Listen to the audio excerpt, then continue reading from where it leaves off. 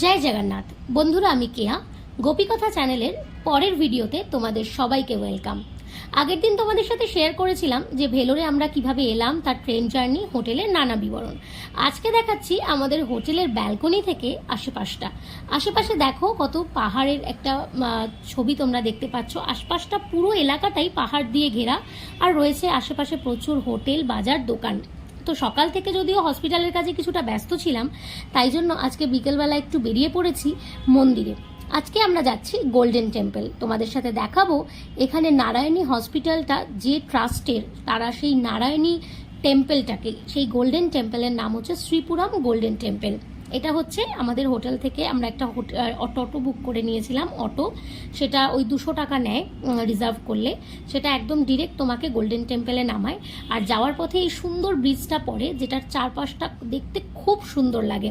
আমরা গেছিলাম পড়ন্ত বিকেলে, একদম গোধূলির সময়ে। দেখো পাহাড়গুলোকে যেন কাচের মতো মনে হচ্ছে দূর থেকে। তো একটু শেয়ার করে রাখি বন্ধুরা, আগের দিন বলছিলাম আমরা যে ভেলোরে সবাই সিএমসিতে আসে ট্রিটমেন্ট করাতে, কিন্তু আমাদের সিএমসি থেকে একটু দূরে, মানে মোটামুটি আধ ঘন্টার দূরত্বেই রয়েছে এই নারায়ণী হসপিটাল। এই হসপিটালটার ডিটেল ভিডিও আমি কালকে শেয়ার করব। আজকে তোমাদের দেখাচ্ছি গোল্ডেন টেম্পলটা, সেটার আশপাশটা। যদিও ভেতরে ক্যামেরা অ্যালাউ নেই, তাই জন্য খুব যে ভেতরের কিছু দেখাতে পারবো তা নয়। আমি বাইরে থেকে যতটুকু পেরেছি ততটুকু তোমাদের সাথে শেয়ার করব। এই দেখো শ্রীপুরমের বাইরের যে গেটটা, গোল্ডেন টেম্পল, যেটার একদম ভেতরে রয়েছে সত্যিকারের স্বর্ণের মন্দির। আর এই মন্দিরটা তৈরি হয়েছে দেবী নারায়ণীকে উদ্দেশ্য করে। দেবী নারায়ণীকে বলা হয় নারায়ণের যে পরাশক্তি, যে শক্তি দিয়ে নারায়ণ এই সৃষ্টিকে লালন পালন করেন, সেই শক্তিরই প্রতিমূর্তি হচ্ছে দেবী নারায়ণী। একদম মন্দিরের এন্ট্রান্সে রয়েছে আমাদের গণপতি বাপ্পা। এই গণেশজির যে বিগ্রহ, এটি একদম গেটের বাইরেই রাখা হয়েছে। এটাতে পুরো রূপো দিয়ে সুন্দরভাবে এটাতে একটা কোটিং করা, এবং খুব মিষ্টি এই গণপতি বাপ্পাকে দেখতে।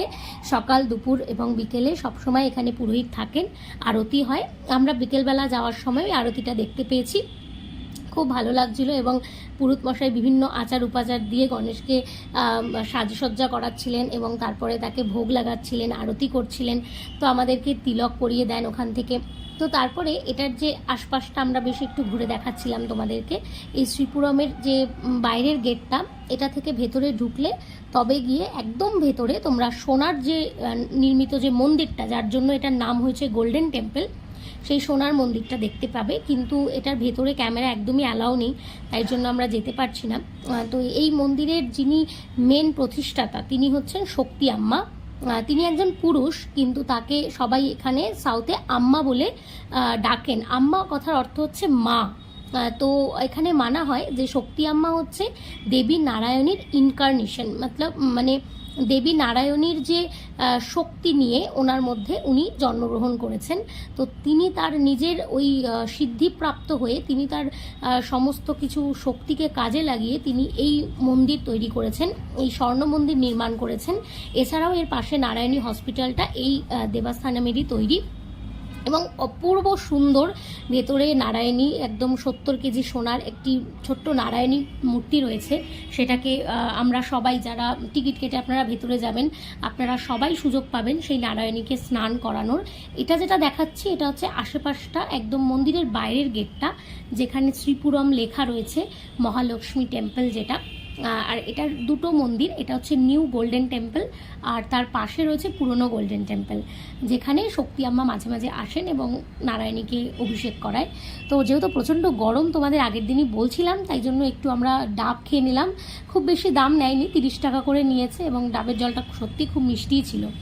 তো চলো বন্ধুরা, দেখাচ্ছি এবার যতটুকু বাইরে থেকে ক্যামেরা করা যায়, মানে ভেতরে টিকিট কাটার আগে পর্যন্ত, ততটুকু তোমাদের সাথে শেয়ার করার চেষ্টা করেছি। এখানে বাইরের মানে যে গেটটা তোমাদের দেখালাম, ওখান থেকে সোজা হেঁটে গেলে একটা বাস স্ট্যান্ড পড়ে। ওই বাস স্ট্যান্ডটা ক্রস করলেই ডান হাতে পড়ে হচ্ছে নিউ গোল্ডেন টেম্পল, আর বাঁ দিকে পড়ে হচ্ছে ওল্ড গোল্ডেন, মানে গোল্ড টেম্পল বা ওল্ড টেম্পল বলে এখানকার লোকরা। এই যে ডান দিকের যে মন্দিরটা, এখানেই আমরা এখন ঢুকবো এবং তোমাদেরকে দেখাবো যে কোথা থেকে তোমরা টিকিট কাটতে পারো। তবে এখানে ফ্রি দর্শনের টিকিটও রয়েছে, আবার 100 টাকা দিয়ে তুমি টিকিটও কাটতে পারো।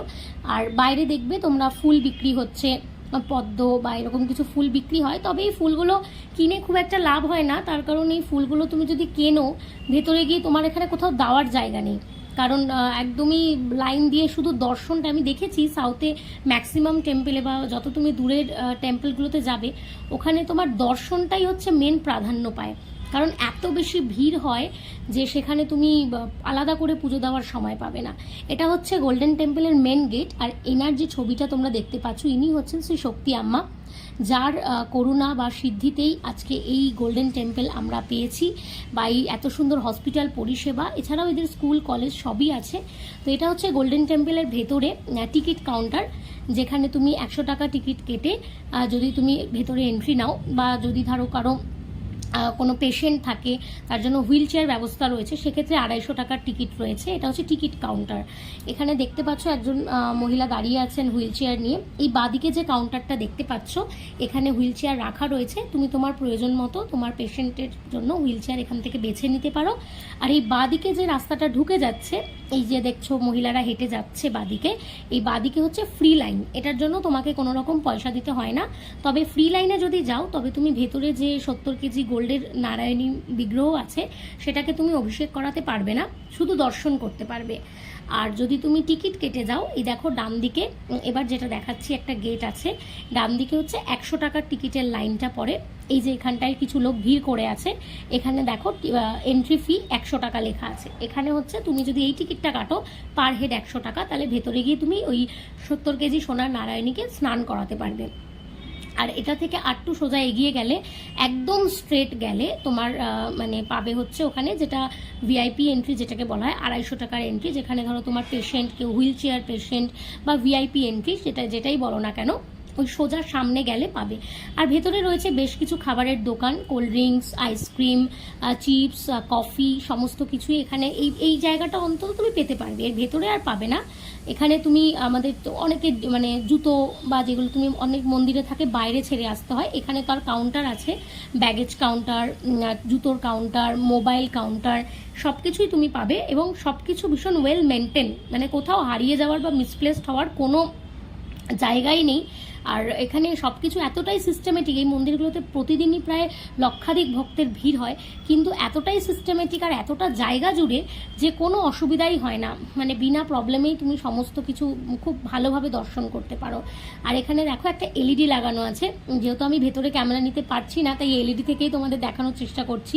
এত সুন্দর আমাদের সনাতন ধর্মের রিচুয়ালসগুলো এখানে পালন করা হয়। এখানে দেখো শ্রী শক্তি আম্মা, যার করুণার দ্বারা এই মন্দির আমরা পেয়েছি, তিনি স্বয়ং গোমাতাকে সুন্দর করে সাজাচ্ছেন। এত সুন্দরভাবে গোমাতার মুকুট করানো হচ্ছে, মানে যেটা দেখার মতো। এবং ওরা গোমাতাকে মায়ের সম্মান দেয় বলে মানে গায়ে হলদি দিয়ে, চন্দন দিয়ে, সিন্দুর দিয়ে মাকে অভিষেক করান এবং শৃঙ্গার করেন। এবং এই গরুগুলো রাখাও থাকে, তোমরা সবাই দেখে তাকে ধরে প্রণামও করতে পারো। এই ছিল আমাদের গোল্ডেন টেম্পলের ভেতরকার যে সিনারিওটা। এখানে কার পার্কিংয়ের সুবিধা রয়েছে। তো সব মিলিয়ে গোল্ডেন টেম্পলে যাওয়ার জন্য তোমার দুবার ভাবার কোনো দরকার নেই, কারণ ভেলোরে সবাই আসে পেশেন্ট নিয়ে, আর সবাই খুব চিন্তায় থাকে। তো আমি বলবো, যদি সারাদিন হসপিটাল জার্নির পরে সবাই যদি অনেক টেনশনে থাকো, তোমরা একটা মানে পেশেন্টকে নিয়েও কিন্তু যদি সেরকম কন্ডিশন থাকে, হুইল চেয়ারে এই মন্দির দর্শন করিয়ে আসতে পারো। এই দেখো বন্ধুরা, এখানে দেবী নারায়ণীর ওই 70 কেজি সোনার বিগ্রহের একটা ছবি দেওয়া আছে, এটাকেই তোমরা অভিষেক করাতে পারবে যদি 100 টাকার টিকিটটা কাটো। এবার বেরিয়ে এসে আমরা চলে এসেছি ঠিক বাদিকেই শ্রীপুরামের পুরনো মন্দির, মানে যেখানে শ্রী শক্তি আম্মা সিদ্ধি লাভ করেছিলেন। কারণ তখন তো আর গোল্ডেন টেম্পল তৈরি হয়নি, প্রথমে তিনি একটা জায়গায় এসেছিলেন, সেখানে তখন এত কিছু ছিল না। এই শক্তি পিদামে এসে তিনি বহু বছর তপস্যা করেছিলেন, তপস্যা করার পরে তিনি এখান থেকে নারায়ণের শক্তি প্রাপ্ত হয়েছিলেন ধ্যানযোগে।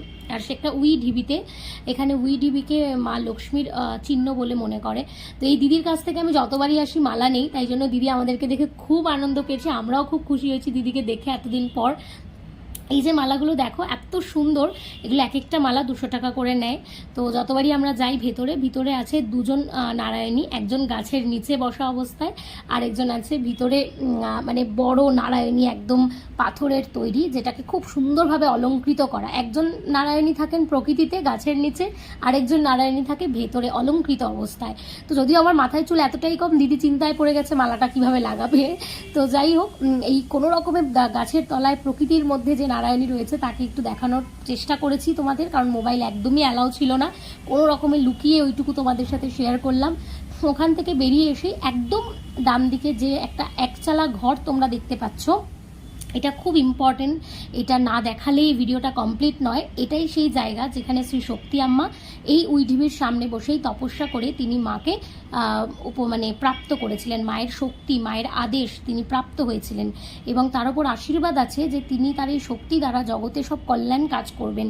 তার জন্যই আজকে নারায়ণী এত সুন্দর হসপিটাল তৈরি করেছে, এত ফেসিলিটি, উন্নত ফেসিলিটি গরিবদের জন্য।